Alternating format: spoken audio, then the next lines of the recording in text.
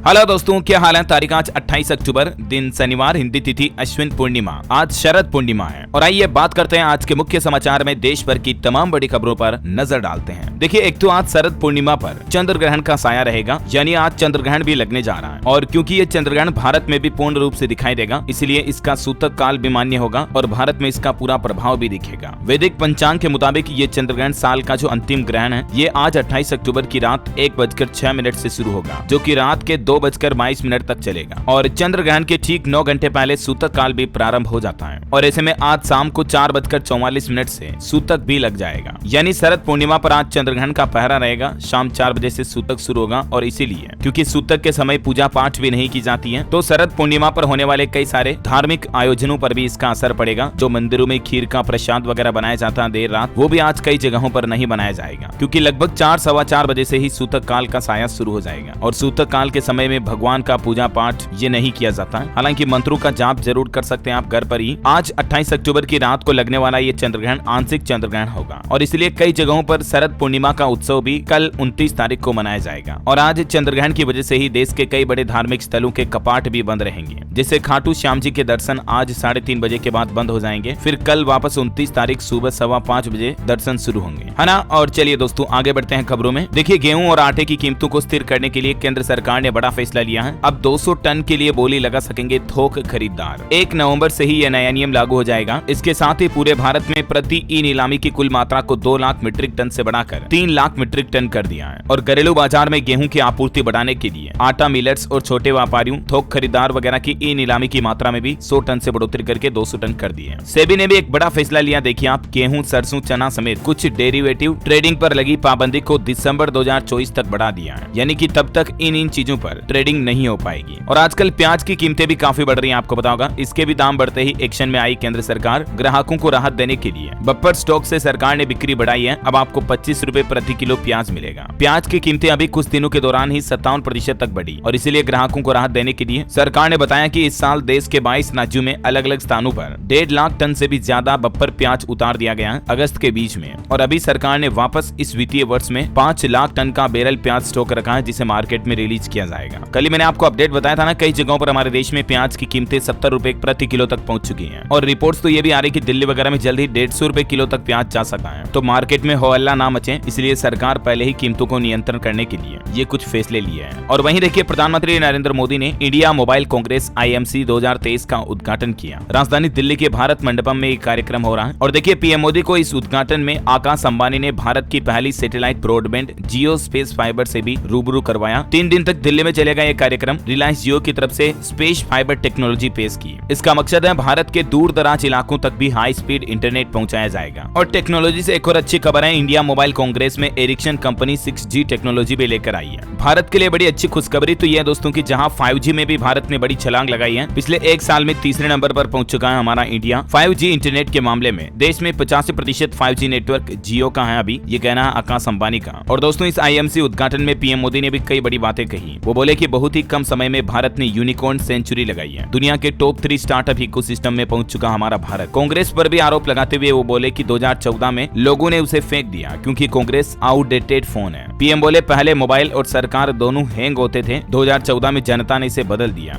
और हमारे देश में इंटरनेट स्पीड पिछले 1 साल में 3 गुना बढ़ी है। पीएम मोदी बोले, 6G क्रांति का नेतृत्व संभालेगा भारत। चलिए अगली खबर है, प्रधानमंत्री ने चित्रकूट का दौरा किया। यहाँ कांच मंदिर में पूजा अर्चना की। तुलसी पीठ के जगत गुरु रामनंदाचार्य से मुलाकात भी की। उनकी मुलाकात की कुछ तस्वीरें आप देख सकते हैं। मोदी बोले कि भारत को जड़ से उखाड़ने के कई प्रयास हुए हैं, जिनकी मानसिकता गुलामी की, वे संस्कृति से एक बेर रखते हैं, है ना। और वहीं दोस्तों, इजराइल जंग के हालातों पर एक सबसे बड़ी खबर आ रही है। देखिए, गाजा में मानवीय संघर्ष विराम लगाने के लिए जॉर्डन देश की तरफ से एक प्रस्ताव लाया गया, जो कि UN महासभा में पारित हो चुका है। दुनिया भर के 120 देशों ने इस प्रस्ताव का समर्थन किया और इस प्रस्ताव का मुख्य बिंदु ये है, इजराइल हमास युद्ध के बीच जो गाजा में मानवीय संघर्ष चल रहा, उस पर विराम लगाया जाए, रोक लगाई जाए। इस प्रस्ताव के पक्ष में 120 वोट पड़े, जबकि विरोध में सिर्फ 14 वोट ही पड़े। और 45 देशों ने खुद को मतदान से दूर रखा, जिसमें यूनाइटेड किंगडम, जर्मनी, कनाडा समेत कई ताकतवर देश भी शामिल हैं। और अमेरिका समेत इन देशों ने जॉर्डन द्वारा रखे शांति के प्रस्ताव के खिलाफ वोट डाला, यानी कि ये देश नहीं चाहते कि गाजा में मानवीय हिंसा रुके। यहाँ तक कि अमेरिका ने तो ईरान स्थित संगठनों पर भी प्रतिबंध लगा दिया और हमास की फंडिंग में शामिल होने का आरोप भी लगाया अमेरिका ने ईरान पर। और अभी तक का कुल आंकड़ा देखिए दोस्तों, इजराइल ने गाजा में एक बार फिर से बमबारी की, मरने मरने वालों की संख्या कुल 7,326 पहुंच चुकी है। और आज की एक ताजा खबर ये आ रही है, गाजा में इजरायली सेना ने फिर से ताबड़तोड़ हवाई हमले किए, कई इलाकों में इंटरनेट भी बंद हो चुका है। इजराइल ने एक बड़ा दावा ये भी किया कि हमास का सबसे बड़ा ठिकाना अस्पताल के नीचे है। यूएन बोला कि गाजा का गला घोंटा जा रहा, यहाँ मदद नहीं पहुँचने दी जा रही है। यूएन भी गाजा के लोगों के लिए दया दिखाना मानवीयता के नाते। तो वहीं ईरान ने कहा कि गाजा पर हमला करवाकर नहीं बचेगा अमेरिका। ईरान के सुप्रीम लीडर ने कहा वह नरसंहार के लिए जिम्मेदार है। इजराइल पर हमास का हमला आजादी की लड़ाई है। ऐसे में दोस्तों दुनिया भर में चल रहे इन युद्ध के हालातों के बीच अब दुनिया भर के देश और उनकी सरकारें अपना अपना सैन्य खर्च भी बढ़ा रहे हैं, अपनी ताकतों में इजाफा यानी कि बढ़ोतरी कर रहे हैं, जिसके कुछ आंकड़े भी आप देख सकते हैं। चलिए अगली बड़ी खबर है, आयुष्मान भारत योजना में अब 5 लाख की बजाय 10 लाख का बीमा मिलेगा। महिलाओं को 33% आरक्षण दिया जाएगा नौकरियों में और किसान भाई लोगों को हर साल 8-8 हजार रूपए मिलेंगे। ये वादे और ये बड़ी घोषणाएं बीजेपी के द्वारा की गई है। मिजोरम में विधानसभा चुनाव का घोषणा पत्र जारी करते हुए मिजोरम में बीजेपी ने अपना विजन डॉक्यूमेंट जारी किया, जिसमें कहा कि एक तो महिलाओं को नौकरियों में 33% आरक्षण दिया जाएगा। बीजेपी के राष्ट्रीय अध्यक्ष जेपी नड्डा ने खुद ये अनाउंसमेंट की है। और बाकी किसानों के लिए, आम लोगों के लिए कुछ और घोषणाएं मैंने आपको बताई है। गृह मंत्री अमित शाह ने कहा कि बीजेपी की सरकार बनी तो ओबीसी वर्ग से होगा तेलंगाना का अगला मुख्यमंत्री। तेलंगाना राज्य में भी इलेक्शन को लेकर अमित शाह ने ये ऐलान किया है। अमित शाह बोले कि बीआरएस दलितों आदिवासियों को धोखा दे रही है। उन्होंने कहा तेलंगाना में बीजेपी सरकार बनी तो मुख्यमंत्री पिछड़ी जाति का ही होगा। अच्छा, गृह मंत्री अमित शाह ने एक और ऐलान किया, सरकार अंग्रेजों के बनाए हुए आईपीसी और सीआरपीसी कानूनों को बदलेगी, मतलब मौजूदा मोदी सरकार। वो बोले कि जल्द ही इनके स्थान पर नए विधेयक यानी कि नए कानून पारित होंगे। अच्छा, इधर राजस्थान में कांग्रेस ने भी 5 चुनावी वादे किए हैं। कॉलेज स्टूडेंट्स को लैपटॉप देंगे। राजस्थान के मुख्यमंत्री अशोक गहलोत ने जो अभी छापे पड़ रहे हैं डोटासरा वगैरह पर, उन पर कहा कि एक सीएम कहते हैं ईडी कुत्तों से ज्यादा घूम रही है। और इससे पहले भी राजस्थान में सरकार ने घोषणा की थी कि 500 रुपए में गैस सिलेंडर देंगे, महिलाओं को हर महीने 10,000 रुपए देंगे, है ना। मैंने आपको बताया था इस बारे में। और अब देखिए राजस्थान में कांग्रेस ने 5 नई गारंटी दी है। किसानों के लिए छत्तीसगढ़ के जैसे गोधन गारंटी योजना लागू करेंगे, छात्रों के लिए लैपटॉप वगैरह, युवाओं के लिए कॉलेजों में, और आपदा पीड़ितों के लिए 15 लाख तक का बीमा होगा। कर्मचारियों के लिए भी ओपीएस यानी पुरानी पेंशन योजना गारंटी कानून लाया जाएगा। ये कुछ बड़े वादे किए हैं अशोक गहलोत सरकार ने अभी राजस्थान में चुनावी घोषणाओं के तहत। चलिए अगली बड़ी खबर देखिए, एक पत्नी के रहते दूसरी शादी की तो सीधी जाएगी सरकारी नौकरी। दरअसल असम राज्य सरकार की तरफ से 58 साल पुराने कानून को फिर से लागू किया जा रहा है, वो भी शक्ति के साथ, यानी तुरंत प्रभाव से ये नियम लागू हो चुका है। असम राज्य में दूसरी शादी करना अब काफी मुश्किल होगा, क्योंकि अगर वो सरकारी कर्मचारी हुआ तो तुरंत नौकरी से निकाला जाएगा दूसरी शादी करते ही। असम सरकार ने अधिसूचना जारी करते हुए कहा कि असम सिविल सेवा नियम 1965 के रूल 26 के प्रावधानों के अनुसार ये नियम जारी किए हैं। असम के मुख्यमंत्री हेमंत बिश्व शर्मा ने खुद ये बड़ी घोषणा कर दी है कि पति या पत्नी के जिंदा रहते हैं कोई ऐसा नहीं कर सकता कि दूसरी शादी कर ले, और फिर भी अगर की तो नौकरी खत्म होगी। ये ऑफिशियल मेमोरेंडम भी जारी हो चुका है इस रिगार्डिंग, आप देख सकते हैं। असम के सीएम बोले कि भले ही उनके धर्म और पर्सनल लॉ में इसकी इजाजत है, लेकिन राज्य में नियम जो कि पहले से ही लागू है उसे वापस लागू कर दिया, उसके अनुसार दूसरी शादी नहीं की जा सकती है ना। चलिए टेक्नोलॉजी से अच्छी खबर है, अब इंटरनेट पर नहीं मिलेगी गलत सूचनाएं। गूगल ने 3 नए एआई टूल पेश किए हैं, इमेज से लेकर फैक्ट्स तक की जांच कर पाएंगे अब आप। इन टूल का नाम है fact check explorer, AI generated description और अबाउट दिस इमेज। अच्छा, वहीं खबर देखिए, एयरटेल 5G सर्विस अगले साल मार्च तक देश भर में शुरू हो जाएगी। एयरटेल के चेयरमैन सुनील मित्तल ने यह ऐलान किया है। खबर है अब टाटा ग्रुप भारत में बनाएगा आईफोन।